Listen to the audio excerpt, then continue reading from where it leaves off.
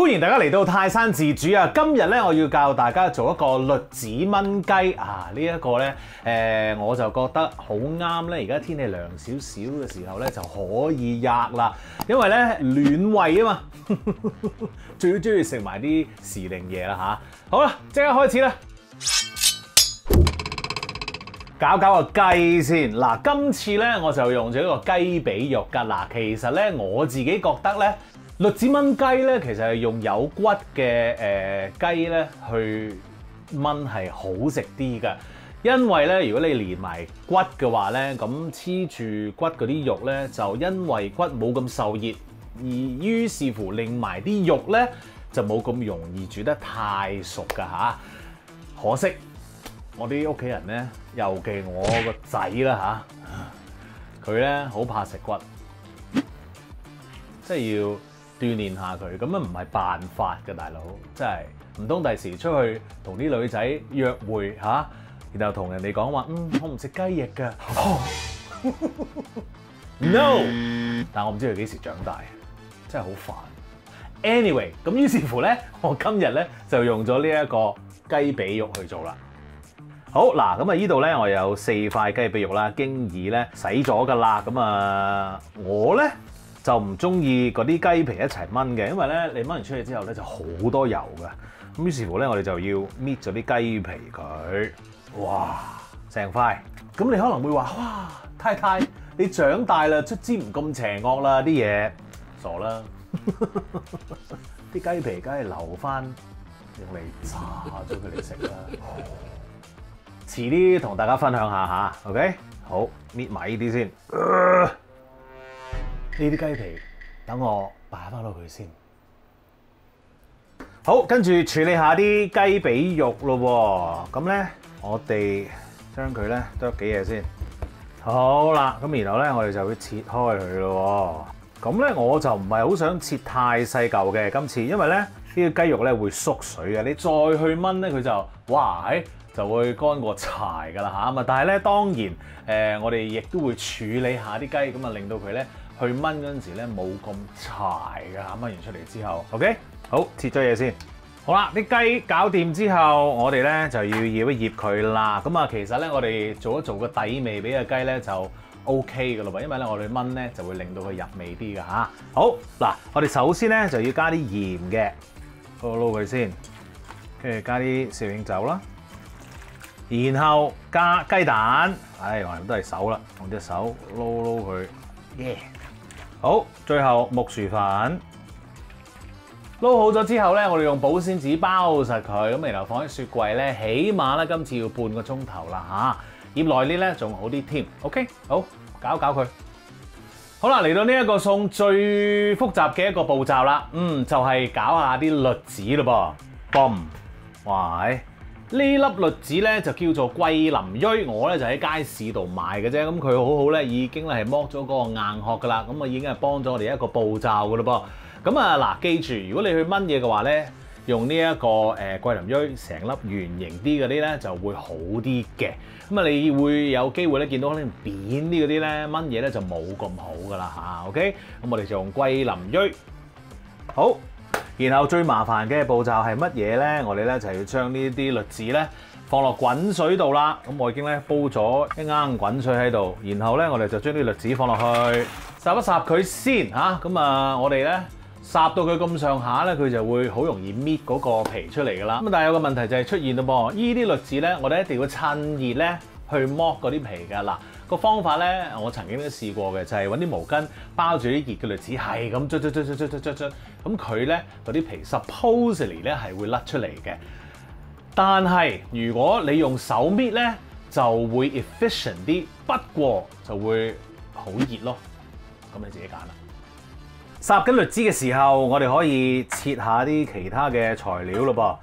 咁啊有京葱啦、薑啦、蒜頭啊，蒜頭經已剝咗皮，咁樣3粒喺度就 OK 啦。切一切嗰啲薑先啦，不如薑咧我哋切片嘅，好，同啲蒜頭擺埋一齊啦。好啦，跟住咧我哋切京葱咯噃，京葱咧我哋就係要白色嗰部分啫。咁我哋咧就切斜條咁樣，厚少少。嗱，假如你唔中意京葱嘅話咧，你可以咧用呢一個乾葱去代替㗎。咁啊，嗰啲乾葱即係一粒粒嗰啲啦嚇。咁你搣咗殼之後咧，我咧就覺得你唔需要再切碎佢噶啦，成粒咁樣攞去煮咧一樣嘅啫。好，啲京葱我哋放喺個兜度，然後浸水，跟住咧我哋等埋啲栗子搞掂，我哋就可以剝嗰啲栗子噶啦。好啦，個栗子咧，我哋已經係烚咗佢咧，大概5分鐘到啦嚇。咁你會見到咧，嗰啲栗子咧，其實咧啲水咧就有啲啡色，咁樣咧就差唔多噶啦嚇。OK，咁我哋咧首先倒咗啲水先。咁我發現咧，嗱就擺喺個煲度，跟住咧揾個蓋冚住佢，然後咧就戴手套啦。因為咧嗰啲栗子咧，如果凍咗咧，佢就好難去剝皮嘅。倒咗啲水，由佢喺個煲度冚翻個蓋咧，咁可以保溫翻，咁咪可以易啲啦。好，攞一粒出嚟，跟住咧喺個底嗰度咧要手快啲啦，就係咁啦，咁就一粒啦。繼續，戴住手套都熱啊！咁你可能問，喂，點解你要逐粒搞咁麻煩咧？因為咧，我想盡量咧係原粒栗子啊。咁啊，好睇啲啊！頭先第一粒咧，我都整爛咗。如果你逐粒去整咧，就可以原粒咁樣啦。咁但係你用毛巾咁樣去捽咧，其實咧可能會快啲，就冇咁痛添隻手。咁但係咧，好多時咧你都會捽爛嗰粒栗子嘅。又係你有幾愛你家人系列嘅出現啦。嚟啦，繼續。好啦，栗子已經剝完啦噃，家陣咧就想同大家分享一個小 tips 啦。唔知你煮呢一個栗子或者用嚟炆嘢嗰陣時咧，有冇試過炆完之後啲栗子係爛晒嘅咧？嗱，今次咧想教大家一個 tips 咧，就係點樣可以令到啲栗子咧成型少少。不過呢個方法咧，你可能會覺得吓，咁大餐咁麻煩咁樣，咁啊視乎你中唔中意啦。如果見人想靚啲嘅話咧，用咗呢一個方法咧係會好啲嘅。要做啲乜嘢咧？就係我哋要將嗰啲栗子炸一炸啦。冇錯，炸一炸佢。咁其實咧炸一炸之後咧，啲栗子咧外面嗰個形咧，其實佢會定咗啲嘅。咁去炆嗰陣時咧，就冇咁容易散啦。咁啊，呢一個咧如果你想試下嘅話咧，即管去試，因為咧真 work 嘅，好冇？咁我哋而家咧就已經係整熱咗少少油噶啦，跟住咧啲栗子當然要盡量整乾佢啦，係咪先？咁我呢啲已經乾咗噶啦，我哋咧唔使太滾啊啲油，咁我哋放落去啦，慢慢放啊，唔好辣到自己。開溫大啲個抽氣扇先，唔係又俾人鬧啦。好啦，咁啊將啲栗子咧炸咗大概2分鐘到啦嚇，咁你會見到佢咧嗰個面咧就有啲金黃色出現咗噶啦。咁我哋咧其實已經係 ready 噶啦。我哋揾個兜，擎一擎啲油啦，攞翻起佢。嗱，如果你係跟我呢一個食譜嘅話咧，既然有烹油喺度，咁啊當然我哋咧就將嗰啲雞肉咧走一走油啦嚇。嗱呢烹雞咧，我已經係攞咗出嚟一陣㗎啦，咁啊當然你咧就要攪勻翻佢啦嚇，咁啊等嗰啲汁液啊嚇再撈勻勻翻啲 ，OK？ 好，個火咧就要開猛翻少少啦，因為咧呢一個咧。雖然咧就放咗出嚟20分鐘啦，咁啊，但係咧你放落去呢個油溫都會放低咗啲嘅。咁於是乎咧，我哋炸完栗子，開翻大少少個火，等嗰啲油溫再高翻啲先，然後咧先至放嗰個雞落去走一走油。好，啲油已經熱翻啦，咁我哋咧可以放啲雞落去咯喎，唔好一次過倒晒落去，慢慢放落去啊！放咗落去之後，由佢炸一陣，千祈唔好喐 ，OK？好啦，話說回頭，假如咧你係覺得喂唔好搞咁多啦，我整完個栗子之後咧，我真係唔想啲雞走油啊，唔好搞啦咁樣，冇問題嘅。你可以咧將嗰啲雞咧煎一煎都 OK， 唔使一定走油嘅。好啦，走咁上下之後咧，我哋就可以撈翻佢上嚟咯喎，咁你可以放翻落嗰個栗子個兜度都冇問題嘅。熄火處理咗啲油之後咧，我哋就可以攞去炆噶啦噃。好啦，咁啊搞掂咗啲油之後咧，我就揾咗另外一個鑄鐵鍋去做呢一個炆嘅步驟嘅，因為個恆溫咧就好啲嘅。OK， 好，咁啊已經燒熱咗啦，咁我哋咧就落少少油啊，跟住爆香啲薑片，咁我哋而家一路咧都係用緊中火嘅。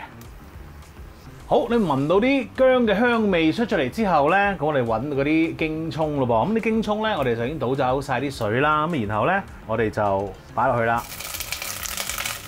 爆到啲京葱咧有少少啡色之後咧嚇，我哋咧就可以落蒜頭。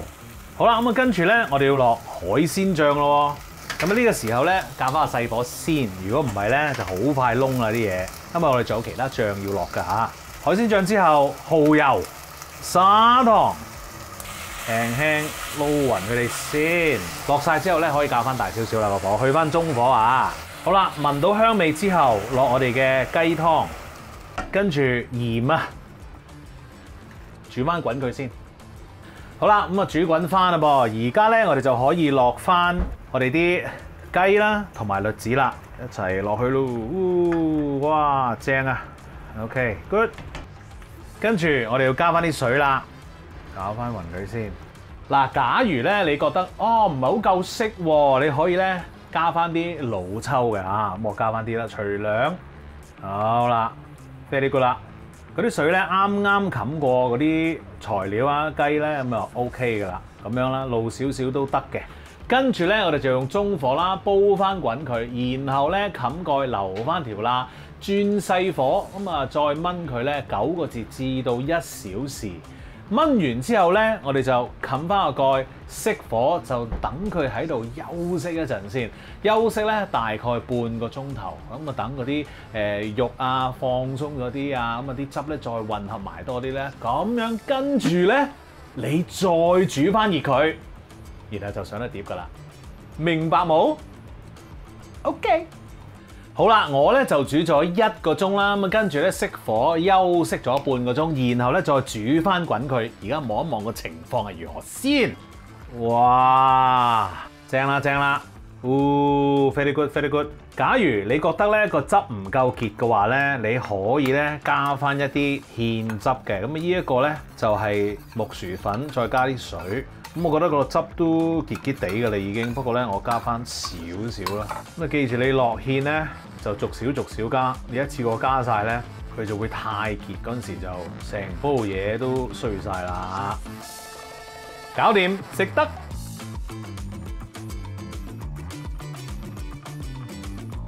食得，哇正啊！即刻試下啲雞先，哇正啊！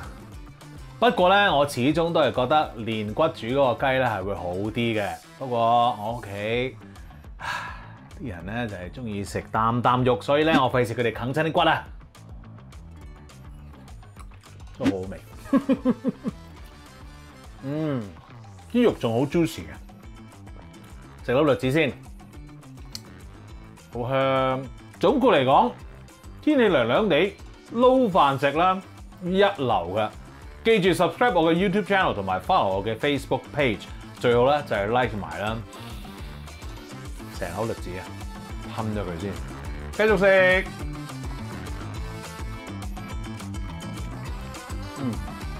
Good。